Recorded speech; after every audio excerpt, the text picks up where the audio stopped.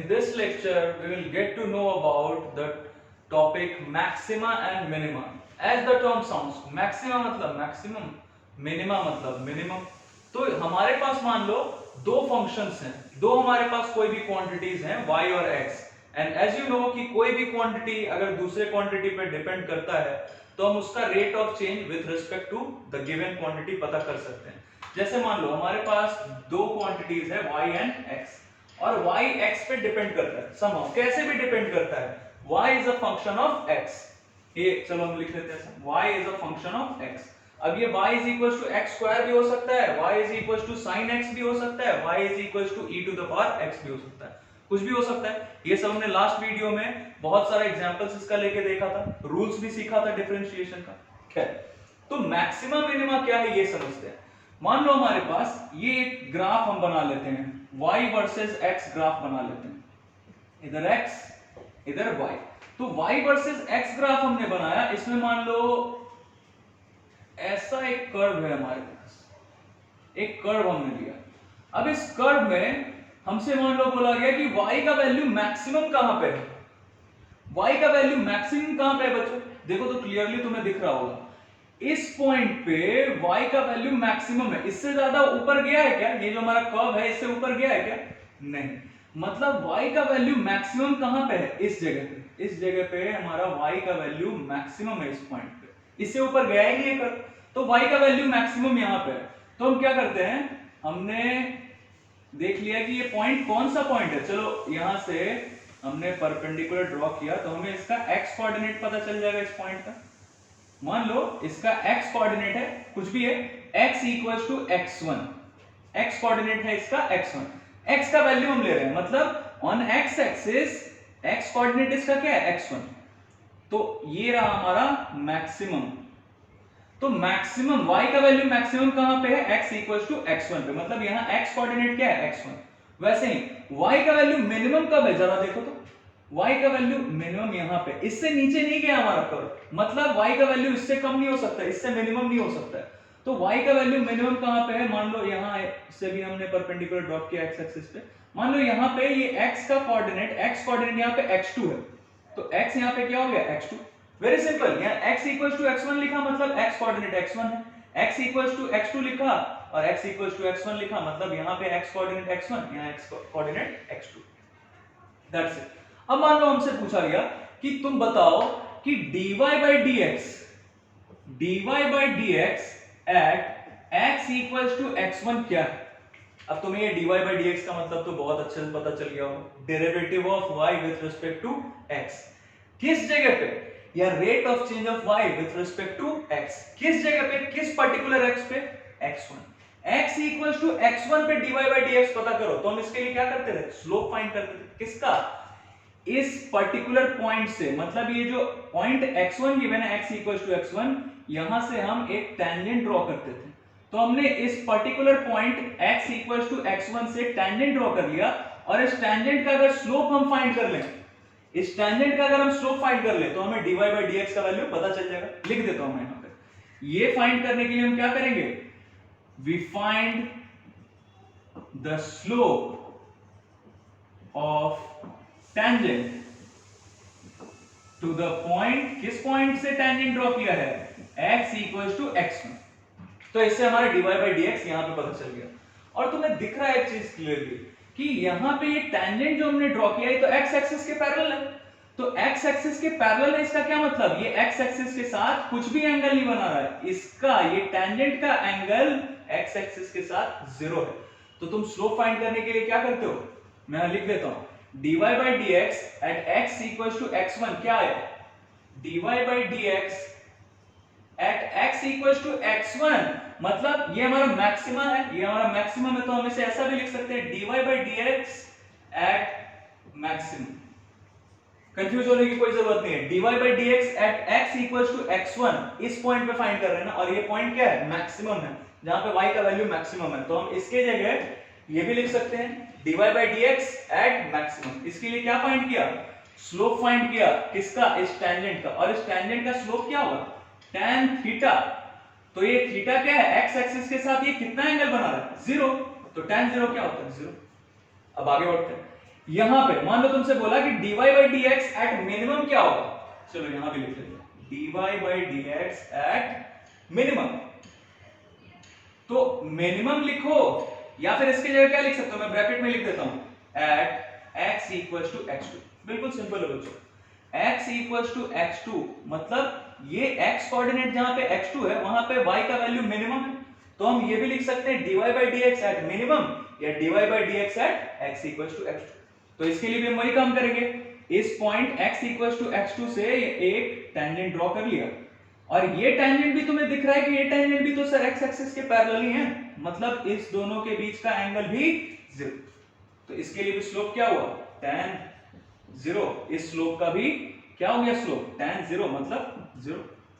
तो एक चीज तो हमें यहां से क्लियरली पता चल गया कि मैक्सिमा हो या मिनिमा हो, मैक्सिमम हो या मिनिमम हो, दोनों पे dy by dx का वैल्यू क्या है 0 है, मतलब दोनों पॉइंट्स पे स्लोप क्या है 0 है, दैट्स इट। तो dy by dx तो दोनों जगह पे 0 हो गया, हम यहां लिख लेते हैं एक बार dy by dx at maximum और मिनिमम, दोनों पे ही क्या है dy by dx का वैल्यू इज 0। अब थोड़ा आगे बढ़ते हैं, ये चीज हमने पहले नहीं डिस्कस किया है, ये अभी पहली बार सीख रहे हैं हम, बट ये किस चीज पे डिपेंडेंट है ये हमने पहले से जान लिया है। चलो एक बार मैं यहां तुम्हें रिव्यू करवा देता हूं, एक बार यहां पे देखते हैं। मान लो ये एक ग्राफ हमने लिया, यहां पे तुम क्या देख रहे हो, x जैसे जैसे बढ़ रहा है y भी बढ़ रहा है, ये हमने पहले भी देखा था, अभी एक बार रिव्यू कर रहे हैं इसे। x जैसे जैसे बढ़ रहा है y भी बढ़ रहा है, वैसे वैसे दोनों का वैल्यू बढ़ रहा है, मतलब यहाँ पे dy by dx मतलब rate of change of y with respect to x क्या होगा पॉजिटिव होगा। और अगर इसका उल्टा हम ले लें, हम मान ले कि नहीं भैया ये ग्राफ हमारा ऐसे नहीं है, ये ग्राफ ऐसे, इसका क्या मतलब हो गया, x जैसे जैसे बढ़ रहा है y वैसे वैसे कम हो गया, x यहाँ ज्यादा था y जो कुछ भी था, x बढ़ा लिया हमने, यहां से हम आ गए यहाँ पे, तो ऑब्वियसली x का वैल्यू तो बढ़ रहा है बट y का वैल्यू क्या हो रहा है कम हो रहा है, तो ये यहाँ पे dy by dx क्या हो जाता था नेगेटिव, इसी का जरूरत अभी हम यहाँ पे है, देखते हैं।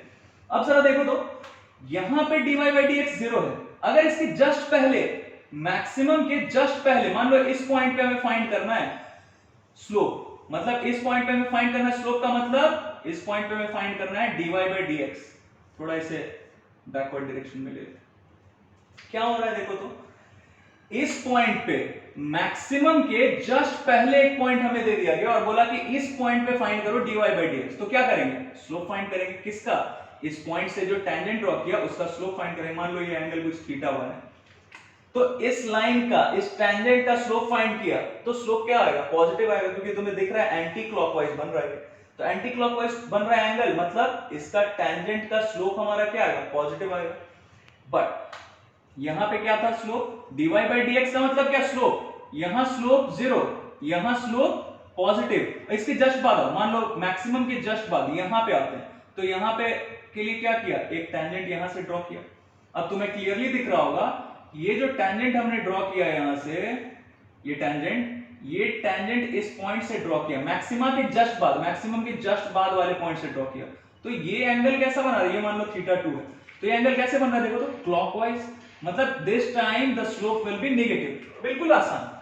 तो यहां एक बार हम कंक्लूड करते हैं इसे, क्या हो रहा है dy by dx मतलब स्लोप, स्लोप ही है, स्लोप किसका टेंजेंट का, तो dy by dx just before maximum is positive, at maximum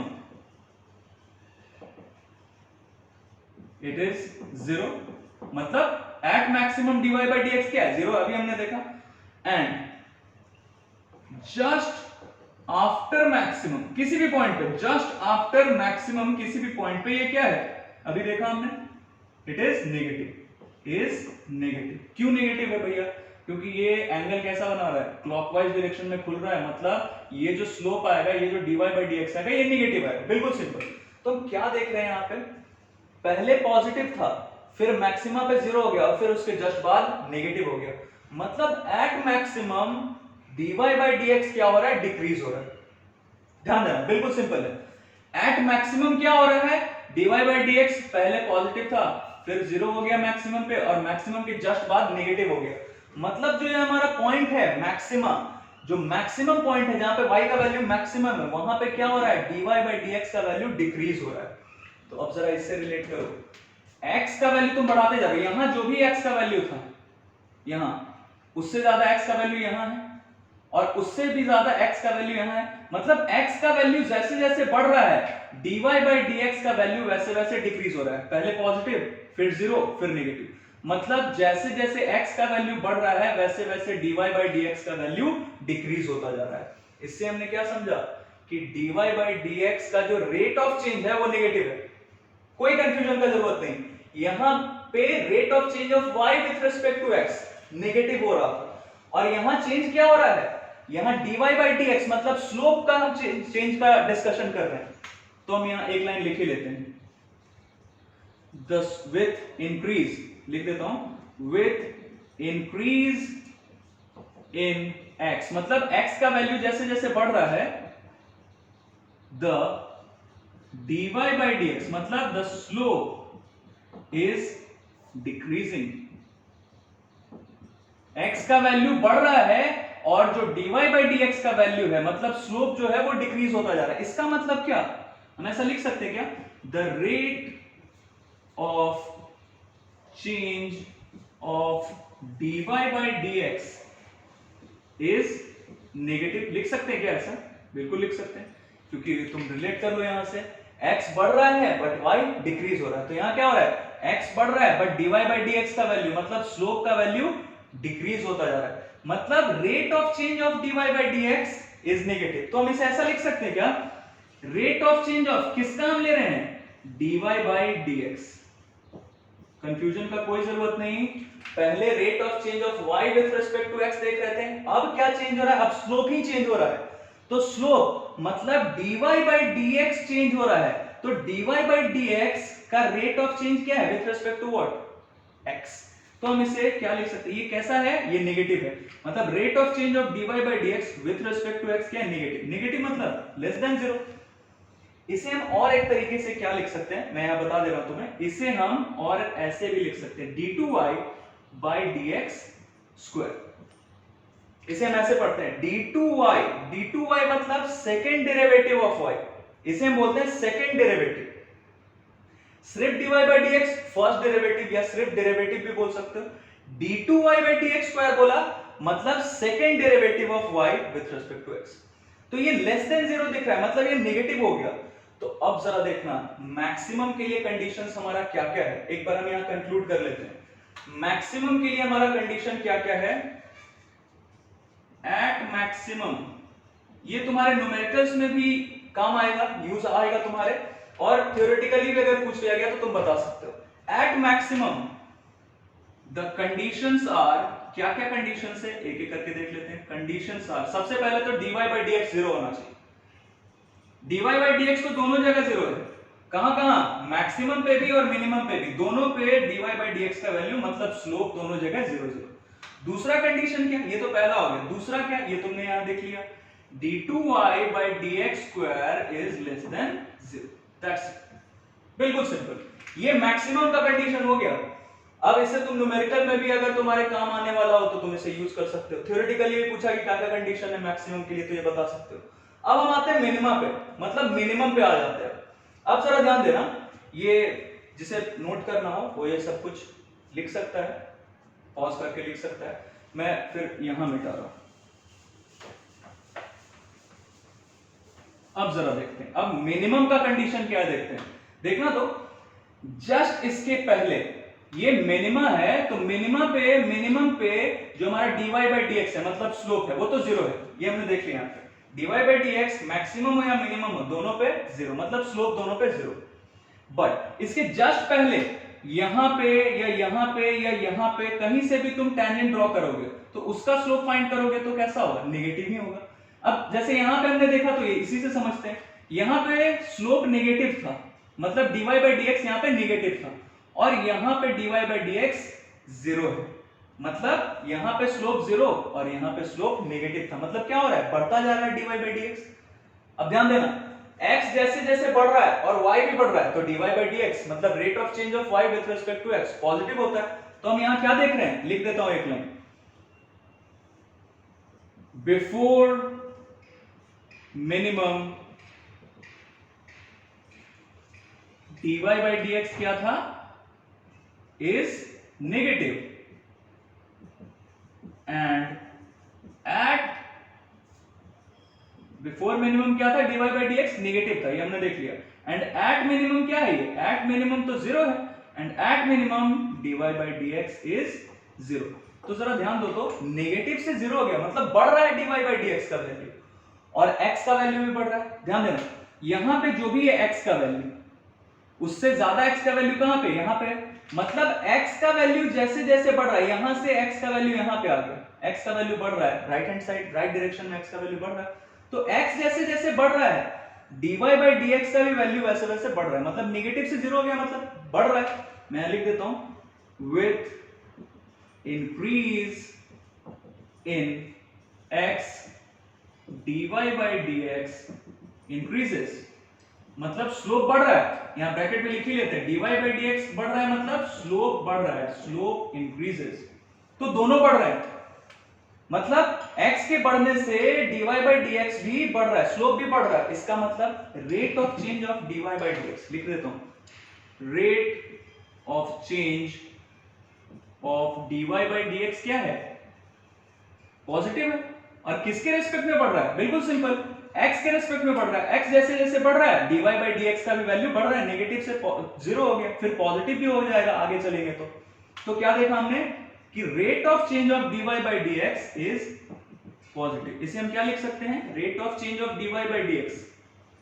किसके रेस्पेक्ट में बोलने का क्या मतलब है बच्चों, dy by dx बढ़ रहा है किसके रेस्पेक्ट में, x के रेस्पेक्ट में, x बढ़ रहा है तो dy by dx भी बढ़ रहा है, इंक्रीज कर रहा है, नेगेटिव से जीरो हो गया। तो dy by dx का rate of change with respect to x क्या हो गया, पॉजिटिव, क्योंकि दोनों बढ़ रहे हैं, पॉजिटिव मतलब जीरो से बड़ा। और इसे क्या लिख सकते हैं, यहां लिख देता हूं d2y by dx square is greater than 0।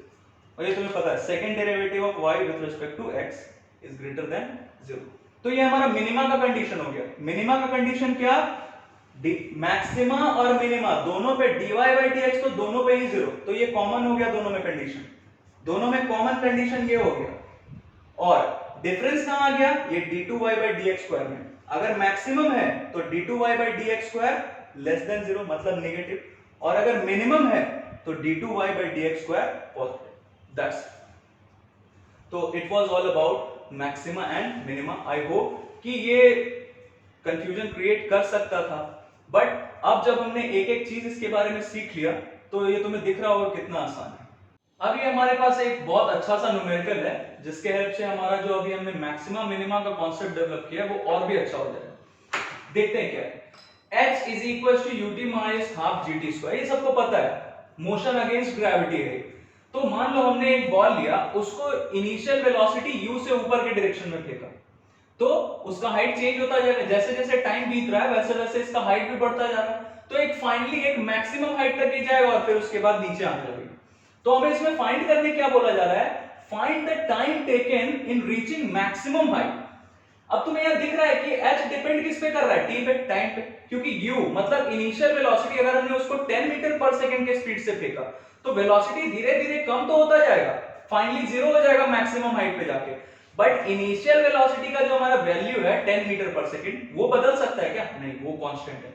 तो u भी कांस्टेंट, g भी कांस्टेंट और हाफ तो कांस्टेंट नहीं, तो h डिपेंड किस पे कर रहा है, t पे, मतलब h किसका फंक्शन है, h is a function of time, height is a function of time. अब सोचो जरा, अभी हमने देखा है कि मैक्सिमा हो या मिनिमा हो, मैक्सिमम या मिनिमम दोनों पे हमारा dy by dx का वैल्यू क्या होना चाहिए था, जीरो होना चाहिए था। मतलब ये जो हमारा y है, y मैक्सिमम कब होता था, जब dy by dx जीरो होता था, मतलब स्लोप जीरो होता था। ये सब अभी हमने देख लिया। इसका मतलब ये हाइट मैक्सिमम कब होगा, और हाइट डिपेंड किस पे कर रहा है, t पे, तो और ये y किसका फंक्शन था, x का फंक्शन था। चलो एक लाइन यहां लिख ही देता हूं, y x का फंक्शन था, तो y मैक्सिमम या मिनिमम कब होता था, जब dy by dx जीरो होता था। तो हमें यहां हाइट किसका फंक्शन गिवन है, टाइम का, टाइम पे डिपेंड कर रहा है। तो ये हाइट मैक्सिमम कब होगा? जब dh by dt 0 होगा। It should be very clear to you कि हाइट हमें पूछा जा रहा है कि टाइम कितने टाइम पे इसका हाइट मैक्सिमम होगा, ये अपने मैक्सिमम हाइट तक पहुंच जाएगा, रीच करेगा। तो हाइट मैक्सिमम कब होगा? जब dh by dt 0 होगा।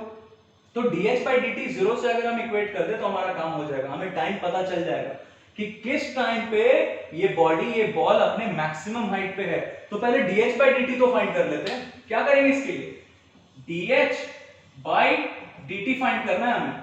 तो देखो ये सब तुम्हें पता है, रूल्स हमने सीख लिया है। ut एक टर्म है तो पहले ut को डिफरेंशिएट करो with respect to t, obviously time, obviously बीच में माइनस का साइन। अब डिफरेंशिएट करेंगे किसे? हाफ gt स्क्वायर को किसके रेस्पेक्ट में? ऑब्वियसली टाइम के रेस्पेक्ट में। ये रूल पहले ही हमने देख लिया। तो ये u यहाँ पे कांस्टेंट है, तो तुम्हें पता है रूल में तुमने देखा भाई कांस्टेंट को बाहर निकाल देते हैं। कांस्टेंट को बाहर निकाल दिया और चलो एक लाइन लिख ही देता हूं। अब डिफरेंशिएट करना है टाइम को टाइम के रेस्पेक्ट में, मतलब t का डेरिवेटिव फाइंड करना है t के रेस्पेक्ट में। फिर यहाँ क्या क्या कॉमन है? हाफ g तो कॉमन है, सॉरी कांस्टेंट है, तो कांस्टेंट को बाहर निकाल लिया। तो t स्क्वायर का डिफरेंशिएशन करना है t के रेस्पेक्ट में, बिल्कुल सिंपल। तो u तो कांस्टेंट था, बाहर ही रह गया, और ये t हमारा क्या हो गया? 1 माइनस t का, ये तुम्हें पता होना चाहिए। जैसे मान लो मैं यहां लिख देता हूं x को अगर डिफरेंशिएट करना है x के रेस्पेक्ट में, तो ये क्या होता है? जो भी इसका पावर है ये आगे लिखते हैं, और x टू द पावर क्या होगा? जो पावर है उसमें से 1 सबट्रैक्ट करते हैं। तो x का पावर 0 मतलब क्या? 1, और 1 तो पहले ही से था, तो ये क्या हो गया? 1 हो गया। हाफ g पहले से था हमारे पास, इसका डिफरेंशिएशन क्या होगा? t स्क्वायर का 2t, ये तुम्हें पता है, रूल तुमने पहले ही देख लिया। तो dh by dt क्या आ गया? कितना आ गया? देखो u माइनस ये 2 कैंसिल, u माइनस gt आ गया dh by dt। अब तुम्हें पता चल गया कि सर हाइट जो है वो मैक्सिमम कब होगा? हाइट मैक्सिमम तब होगा जब dh by dt का वैल्यू 0 होगा। तो dh by dt को 0 से इक्वेट कर लो, u माइनस gt। एक लाइन और लिख लेते हैं यहां पे, हाइट इज मैक्सिमम, कब होगा maximum? When dh by dt is 0। तो dh by dt का वैल्यू तुमने पता कर लिया, रखो यहां पे u minus gt equals to 0। तो यहां से देखो तो gt उधर चला गया, इधर लिख देता हूं, u इक्वल्स टू gt हो गया। तो t क्या आ गया यहां से? u by g। मतलब t का वैल्यू जब u by g होगा तब ये हमारा जो बॉल है, ये जो हमारा बॉडी है, वो अपने मैक्सिमम हाइट तक पहुंच चुका होगा। It would have reached its maximum height. So I think कि ये सब जो हमने डिस्कस किया, वैसे मैक्सिमा मिनिमा हो सकता है कंफ्यूज करता हो लोगों को, बट अब तुमने जब ये सब कुछ देखा, एक एक करके सीखा, एक एक चीज लिंकअप करते जाओगे, और लास्टली ये जो हमने एग्जांपल ले लिया, न्यूमेरिकल ले लिया, इससे तुम्हारा कॉन्सेप्ट मैक्सिमा मिनिमा का बिल्कुल भी क्लियर होगा। ओके।